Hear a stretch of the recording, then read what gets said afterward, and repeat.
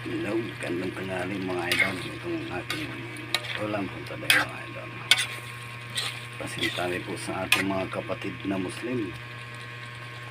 Dinuguan mga idol. Dadagan sila sa harapan. Lagi po tayo mag-iingat mga idol. Kung saan man tayo pupunta mga idol. Yan ang aking ulam po today.